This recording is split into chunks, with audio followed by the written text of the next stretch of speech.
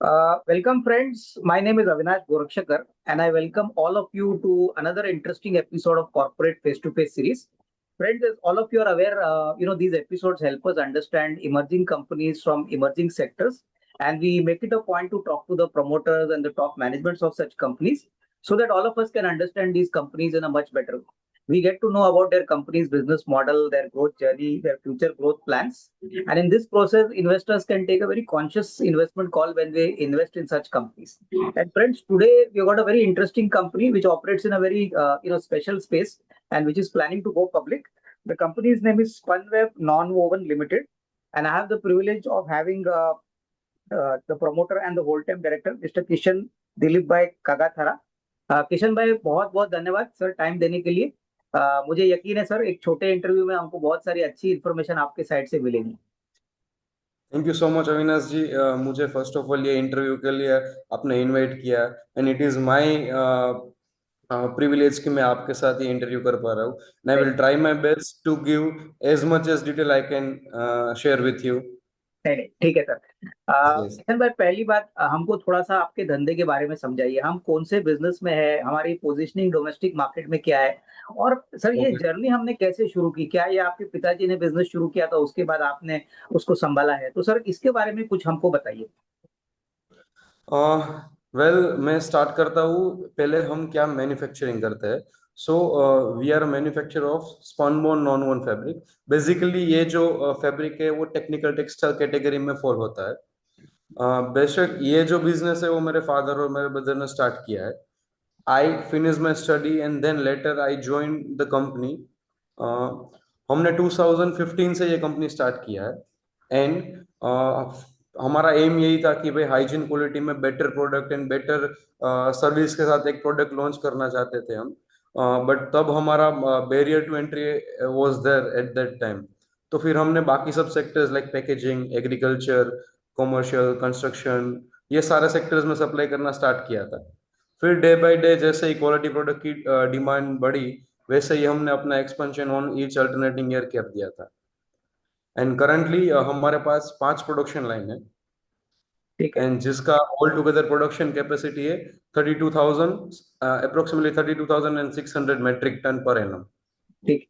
अच्छा किशन भाई, मेरे को थोड़ा सा अभी प्रोडक्ट के बारे में तो आपने बताया कि आप ये प्रोडक्ट बनाते हो। मुझे बताइए कौन कौन से सेक्टर्स में हमारा प्रोडक्ट का एप्लीकेशन जाता है, यानी which products use our product as a base raw material. Sir इसके बारे में कुछ बताइए। डेफिनेटली। सो हमारा प्रोडक्ट की जो एप्लीकेशन अगर सेक्टर वाइज में बात करूं तो उसमें मोर देन 6+ सेक्टर्स है। तो हाइजीन सेक्टर है तो जिसमें baby diaper, sanitary pad, periods panty हो गया, फिर एडल्ट डाइपर हो गया, अंडर डाइपर है, अंडर पैड हो गया। फिर मेडिकल सेक्टर की अगर मैं बात करूँ तो mask, caps, gowns, disposable bedsheets, disposable gowns, PP kits वगैरह में हमारा फैब्रिक यूज होता है। एग्रीकल्चर की अगर मैं बात करूँ आपको तो क्रॉप कवर में यूज होता है, फ्रूट कवर में यूज होता है। फिर फॉरेन कंट्रीज में फ्रोस्ट कवर में हमारा फैब्रिक यूज होता है in terms of agriculture sector. Furnishing sector की अगर मैं बात करूँ तो मैट्रेस में पॉकेट स्प्रिंग एप्लीकेशन में हमारा फैब्रिक यूज होता है। फिर अपहोल्स्ट्री में हमारा फैब्रिक यूज होता है। फिर पैकेजिंग की बात करूँ तो आपको पता ही है कि काफी सारी जगह पे सिंगल यूज प्लास्टिक का बैन अभी चल रहा है। तो बिल्कुल। वहां पे ग्रोसरी बैग्स में हमारा यूज होता है, शॉपिंग बैग्स में हमारा फैब्रिक यूज होता है। फिर पैकेजिंग, सूट कवर अपना, फिर वुमेन्स का वार्डरोब ऑर्गेनाइजर वगैरह में पैकेजिंग सेक्टर में यूज होता है।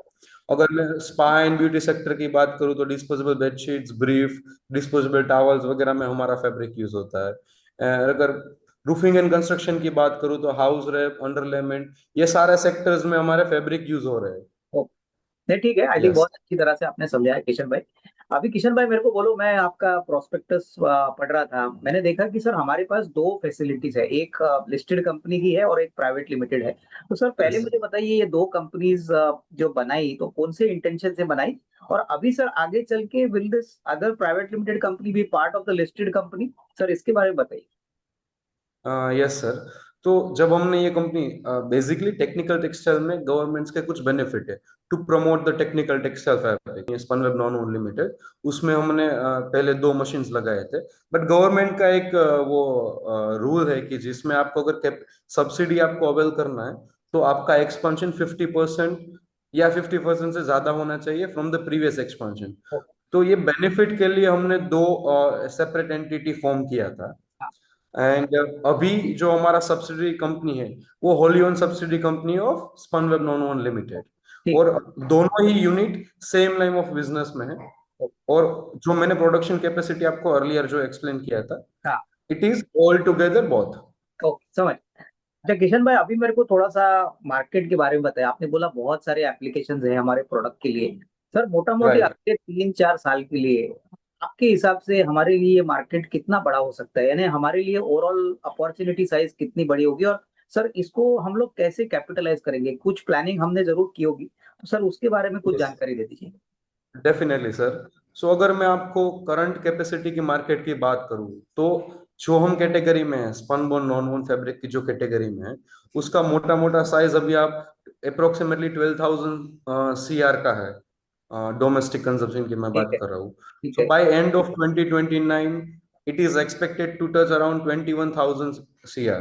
ओके, और अगर मैं स्पनवेब की बात करूं, तो we have like currently unutilised capacity, जिसको हम फुलफिल करना चाहते हैं, कि ओके, जिसके बदल we can grow into those sectors. Okay, and अगर मैं बात करूं सेक्टर वाइज, तो we are seeing potential in packaging, hygiene and agriculture sector in upcoming years.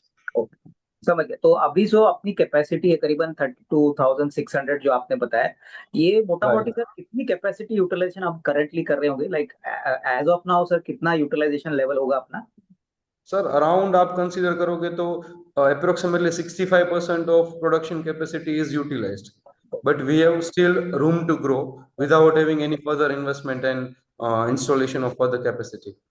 समझ गया। किशन भाई, अभी मेरे को बोलो, ये प्रोडक्ट सेगमेंट जो है ये डेफिनेटली ग्रो हो रहा है जो आप बता रहे हो, बट इसमें कंपटीशन कितना है? क्या हमारा पोजीशनिंग सारे प्लेयर्स के कंपैरिजन में ज्यादा है, क्योंकि हमारी कैपेसिटी भी अच्छी है, हमारा प्लांट भी मॉडर्न है? Sir what is the level of competition in our industry? बहुत सारे लोग हैं या गिने चुने लोग ही है इसमें? सर अगर मैं आपको इसका आंसर इस हिसाब से दूं कि यस, ये नॉन वन का जो सेक्टर है वो बहुत फ्रेगमेंटेड मार्केट है हाँ, एंड अनऑर्गेनाइज्ड मार्केट है ज्यादातर। हाँ, तो आपको yes, there will be many companies who is having single or two plants, हाँ, but आप जब हमारी पोजिशनिंग की बात करते हो, तो we are one of the largest production house in the India for the spun bond non woven category. Okay, तो it would be very difficult to direct compete with those companies who are having a single line of production, correct, because हमारा है जो मैंने आपको पहले explain किया कि we are catering to more than 6+ sector. ये जो 6+ सेक्टर है, it is come with the different kind of machinery that we have. Okay, So because of that, we are positioning as one of the largest production house in correct, the country. समझ। अच्छा किशन भाई, अभी थोड़ा सा हमको आपके customer के बारे में बोलिए। कितने कस्टमर हम करंटली केटर करते हैं? और सर मोटा मोटी अगर कोई name if you can share, if it is possible, so that investors आपकी कंपनी के प्रोफाइल अच्छी तरह से जानेंगे, तो सर इसके बारे में बताइए। Yes, definitely.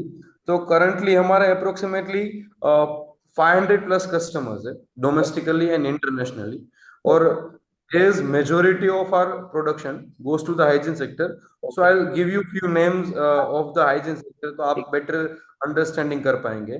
तो उसमें है हमारा मायरा हाइजीन करके है, जो हाँ, साउथ में कंपनी है, ओके, जो बेबी डायपर, सैनिटरी पैड और एडल्ट केयर में डील करता हाँ, है। फिर रॉमसन्स हो गया, जो मेडिकल एंड हाइजीन में डील करता है। फिर मिलेनियम बेबी केयर हो गया। फिर यूनिक्लेन हेल्थ केयर हो गया।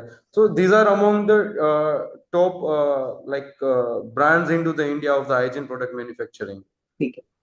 अच्छा मेरे को बताइए सर, अभी एक्सपोर्ट भी एक आपने काफी अच्छा काम किया है, पिछले साल में देख रहा था आपका एक्सपोर्ट नंबर भी अच्छा है, तो सर कौन से मार्केट को हम एक्सपोर्ट कर रहे हैं, जरा इसके बारे में बताइए। सर करंटली अगर मैं बात करूं, तो हाइजीन भी एक्सपोर्ट हो रहा है हमारा, हमारा एग्रीकल्चर सेक्टर में भी, मतलब ये जो एक्सपोर्ट के परसेंटेज हम ग्रो कर रहे हैं, there are into multiple sectors. But उसमें टॉप ग्रोइंग सेक्टर में हमारे लिए हाइजीन हो गया है एंड रूफिंग एंड कंस्ट्रक्शन हो गया है। अच्छा, ओके, समझ। यस। किशन भाई, अभी थोड़ा सा फाइनेंशियल्स बाजू में रखते हैं, मुझे बताइए कि सर नॉर्मली जब कोई नया कस्टमर आता है या एग्जिस्टिंग कस्टमर को आप केटर करते हो, तो sir how do you add value to the customer? Customer को पकड़ के रखना है, उससे धंधा रिपीट बिजनेस चाहिए, तो ऑब्वियसली क्वालिटी तो अच्छा होना ही चाहिए, बट उसके अलावा सर क्या वैल्यू ऐड आप उसको देते हो? क्या आपकी क्वालिटी अच्छी है, एग्जीक्यूशन अच्छा है, टाइम पे प्रोडक्ट मिलता है? तो सर 2-3 चीजें हमको बताइए कि जिससे हमको पता चले कि आप इंडस्ट्री में दूसरों से काफी बेहतर काम करते हो।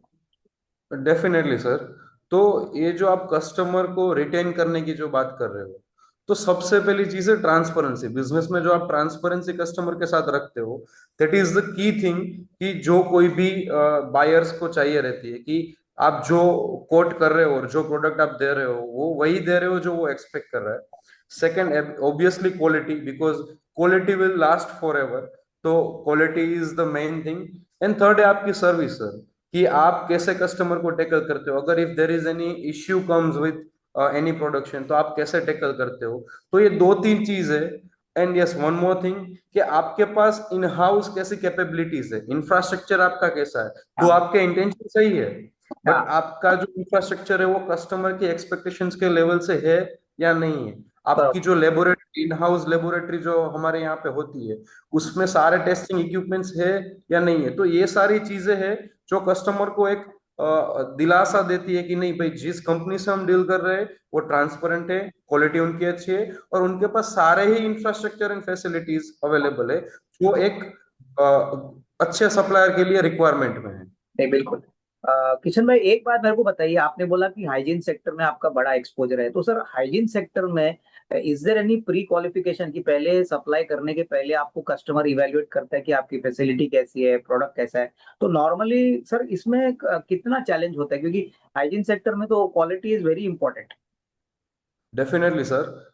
हाइजीन सेक्टर में क्या है सर, कि कोई भी मैन्युफैक्चरर है वो इजीली कोई भी दूसरे सप्लायर में पेनिट्रेशन नहीं करता है, बिकॉज एक प्रोडक्ट चेंज करने के लिए उनके ट्रायल में और 7 से 8 प्रोडक्ट लगती है। तो वो डेफिनेटली चेक करेगा कि भाई क्वालिटी है वो अभी जो मिल रही है उससे सुपीरियर क्वालिटी मिल रही है जो सप्लायर क्लेम कर रहे हैं। और सेकेंड से, अगर क्वालिटी कंपैरिजन में सेम है आपके पास, तो आपके प्राइस बेनिफिट है या नहीं है। तो ये दो चीज सबसे पहले इंपॉर्टेंट रहती है। तो हम जो क्वालिटी पैरामीटर है उसकी अगर बात करें, तो they come to see our facility, to see our infrastructure. वो लोग ये भी चेक करते हैं कि कौन कौन से टेस्टिंग हम करते हैं, कैसे हमने अपना प्रोडक्शन यूनिट क्लीन रखा है या नहीं है। तो ये सारा पैरामीटर डेफिनेटली चेक होते हैं before moving to the trials. Okay. और ट्रायल्स के बाद भी it takes a long time to convert any lead into the customer. Okay. तो yes, it is very important journey, but with quality and consistency you can achieve that.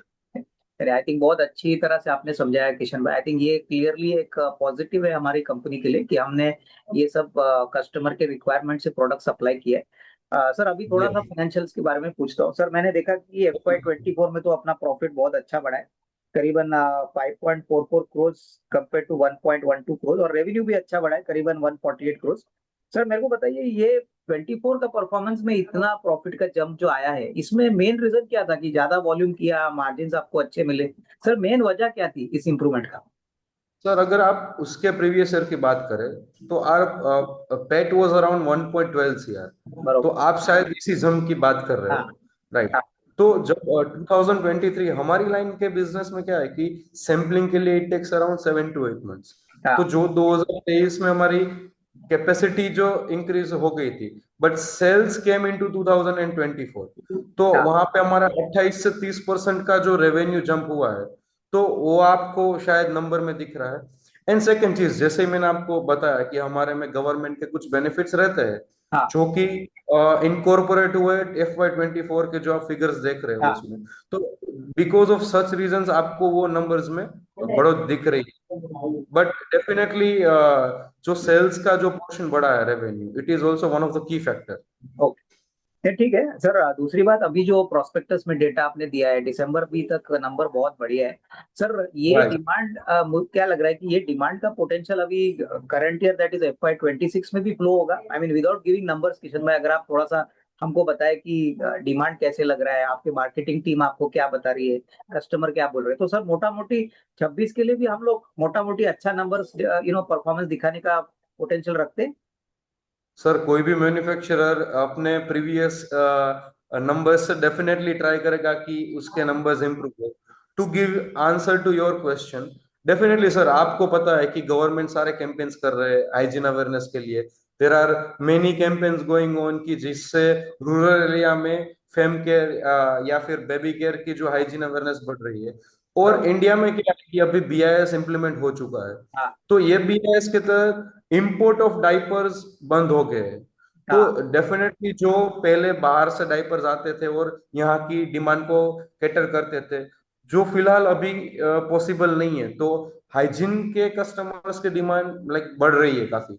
And as being into the hygiene sector, we are seeing quite potential growth in upcoming years.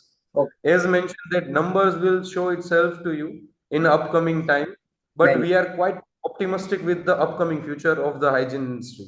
तो अच्छा किशन भाई, अभी सबसे important सवाल जो आज का interview का है, हम कंपनी को पब्लिक इशू कर रहे हैं। सर मेरे को बताइए, Right. What is the total amount of money which we are planning to raise from the market, और सर ये बेसिकली कहाँ पे पैसा यूज होगा, इसके बारे में बताइए। डेफिनेटली। तो आपको पता ही है कि हमारा जो आईपीओ है वो एनएसए के एसएमई प्लेटफॉर्म पे लिस्ट होने वाला है। The issue size is around 60 CR, out of which approximately 40 CR will go for the working capital requirement, and 8 CR would go for repayment of debt, and remaining would be for the GCP and issue expense. Okay, ठीक है, समझ गया। तो क्योंकि हमारे basically line of business में polypropylene जो raw material हम यूज करते हैं, हाँ। और हम जो कस्टमर्स को हम सप्लाई करते हैं, तो हम्म। उसमें जो गैप है वर्किंग कैपिटल में, जिसकी वजह से हमें अपना ग्रोथ दिख रहा है काफी, हाँ। तो इसके लिए हम वर्किंग कैपिटल के लिए यूज करने वाला है। नहीं, समझ गया। अच्छा किचन में अभी जब polypropylene that is raw material की बात हुई है, तो मुझे बताइए सर, नॉर्मली हम कहाँ से ये सोर्स करते हैं? ज्यादातर डोमेस्टिक सप्लायर से ही आता है या थोड़ा इंपोर्ट भी करते हैं? सर हमारा यूजुअली दोनों चैनल से हमारा मटेरियल सोर्स होता है। एक होता है एक्सपोर्ट और एक इंपोर्ट होता है, एक डोमेस्टिक। तो डोमेस्टिक में हम ले रहे हैं आईओसीएल और रिलायंस से, हाँ। जहाँ हम इंपोर्ट में हम ले रहे हैं एक्सॉन, सैबिक एंड बेजल से होता है। Okay. Majority of our raw material comes from the import channel, but okay. Still we keep percentage of around 30 to 40% for a domestic channel, हाँ। just to be not dependent on import raw material. Okay. अच्छा अभी आपने working capital की भी बात की किशन भाई, मुझे बताइए Yes. नॉर्मली मोटा मोटी हमारे धंधे में वर्किंग कैपिटल साइकिल कितना होता है? आप प्रोडक्शन करते हो, फिर आपके कस्टमर को माल देते हो, फिर वो आपको कैश फ्लो देता है, तो मोटा मोटी सर ये कैश फ्लो साइकिल कितना लंबा होता है हमारे लिए? सर अराउंड अगर आपको मोटा मोटा मैं बात करूं, पूरा अगर साइकिल का, हाँ। तो अराउंड 100 डेज का हमारा वर्किंग कैपिटल का साइकिल रहता है। ओके, ठीक है। और नॉर्मली सर यस। इन्वेंट्री कितना रखते हैं हम लोग? ये जो पॉलीप्रोपिलीन जो आप लेते हो, इसका मोटा मोटी कितना, एक आध महीना या 2 महीने का स्टॉक रखते हो? सर हम फिनिश गुड की अगर बात करें आपको, तो अराउंड 1 मंथ का हम इन्वेंट्री रखते हैं। और अच्छा। अगर मैं आपको रॉ मटेरियल की अगर बात करूं, तो अराउंड 45 to 50 डेज का हम इन्वेंट्री रखते हैं। ओके, समझ गया। Two way that way you are covered. Okay. Yes. अच्छा दूसरी बात, अभी जो इन्वेस्टर्स के पॉइंट ऑफ व्यू से इम्पोर्टेंट है, देखिए आपने बहुत मेहनत से कंपनी खड़ी कर दी है, परफॉर्मेंस भी दिख रहा है। सर अभी नए इन्वेस्टर्स आपके ग्रोथ जर्नी में ज्वाइन करेंगे और प्रमोटर्स को बिलीव करेंगे सर, उनके ऊपर सपोर्ट करके भरोसा करेंगे। सर उनको आपके तरफ से क्या मैसेज होगा? देखिए हर आदमी इन्वेस्टमेंट के लिए पैसा लगाता है, बट आपके पॉइंट ऑफ व्यू से without giving number, broad message sir आप उनको क्या देना चाहेंगे? सर अगर मैं आपको बात करूं, तो फ्यूचर जर्नी से पहले मेरी पास्ट की जो जर्नी रही है, मैं इन्वेस्टर से डेफिनेटली कहूंगा कि आप जो हमारी पास्ट की जर्नी रही है, कि हमने 2015 में हमारा फर्स्ट मशीन जो इंस्टॉल किया था, और अभी we are standing at 2025, we are one of the largest production house in the spunbond non woven category. Correct. तो आपने देखा रहा होगा कि हम किस जो परसेंटेज से जो बढ़ रहे हैं। तो definitely will try our best to keep and improve the performance in upcoming years. ठीक है। एंड उनका जो हम पे जो ट्रस्ट रहेगा, उनका जो कॉन्फिडेंस हम पे रहेगा, वो हम डेफिनेटली ट्राई करेंगे कि वो बना रहे और बढ़ता रहे उसमें कॉन्फिडेंस उनका। नहीं, ठीक है। आई थिंक बहुत अच्छी तरह से आपने बताया। अभी आखिरी सवाल किशन भाई, हर धंधे में रिस्क होता है, अपने रिस्क में भी, अपने धंधे में भी रिस्क होगा, बट मुझे बताइए सर कि हमारे धंधे में सबसे इंपॉर्टेंट रिस्क क्या है? क्या रॉ मटेरियल का प्राइस है, या एग्जीक्यूशन है, या कोई गवर्नमेंट की पॉलिसी चेंज हो गई? सर ऐसा क्या है जो आप हर दिन मॉनिटर करते हो कि जिससे धंधा स्मूथली चले, इसमें कोई प्रॉब्लम ना आए? तो सर इसके बारे में बताइए। Yes sir. सो आपने ऑलरेडी आपके एक्सप्लेनेशन में ही आपने आंसर दे दिया है कि डेफिनेटली जो हमारा मेजर रिस्क हम जिसको कंसिडर करते हैं, that is dependency on polypropylene. तो वो डायरेक्ट अपना होता है क्रूड प्राइस पे, अपना पॉलीप्रोपिलीन डिपेंड होता है। तो the change in the polypropylene prices is one of the major risk factor in this kind of business. Second जो हम देखते हैं कि अपना टेक्नोलॉजिकल एडवांसमेंट। तो ये हमारे लाइन ऑफ बिजनेस में it is a bit huge technological advancement का जो कैपेक्स के लिए जो आपका रिक्वायरमेंट रहता है। तो we have advantage that we are running with utmost technology as of now. But अगर आप ट्रांसपेरेंटली अगर आपसे बात करूं तो it will take time to come up the new technology, but yes it we need to consider that also to give this answer. ठीक है। I think बहुत अच्छा लगा किशन भाई। आई थिंक आपने बहुत ही डिटेल में हमको सबको बताया कंपनी क्या करती है, और बहुत अच्छा लगा सर। मेरी तरफ से बेस्ट विशेष सर आपको, आपकी पूरी मैनेजमेंट टीम को, और sir thank you so public much के सर। लिए भी बहुत बहुत धन्यवाद। Thank you. Thank you so much sir. Thank you.